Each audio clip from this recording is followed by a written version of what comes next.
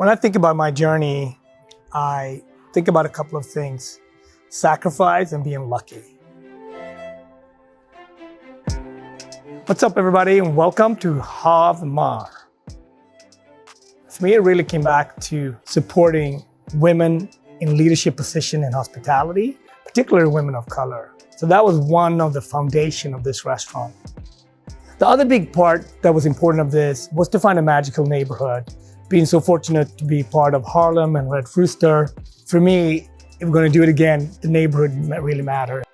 The mermaids are really a big character in this restaurant. We wanted to have mermaids that were very bespoke and unique. The other thing was these two parts of my life, Hav, the Swedish side, and the Ethiopian side. How do we design around that? How do we create around that? The Swedish side was really around blonde wood that you find in Swedish design.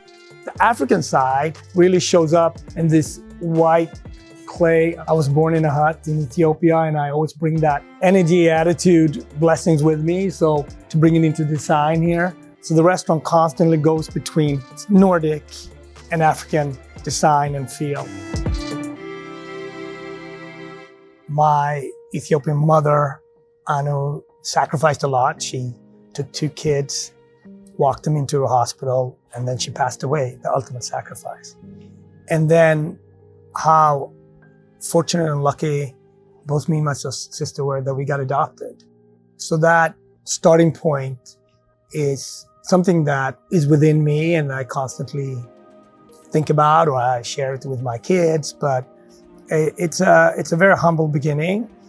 Well, from Sweden, I got a lot of love and clarity, clarity and hard work. My grandparents worked extremely hard, had a lot of pride, and the value proposition that was that you can do it, you just have to work hard. And they gave me a lot of confidence. My mom was probably confidence chief of our family. When we left the house, we felt supported. Cooking for me is my most natural way of expressing myself or explaining where I've been or showing love. Like if I've been to a place, I want to show that off very often in how I responded to the place through food. It's a very natural stage for me to communicate. I think as an adopted person, you in many ways live your life in almost backwards in a way. I've never seen the eyes of my mother. So identity and culture that the average normal person takes for granted are things that is constantly in doubt for many adopted people. And then, so identity and culture is huge, right? So where do I fit in the food world? Am I Swedish? Am I Ethiopian? Am I American? Those are questions that constantly are inside me, and I answer those questions best through the food.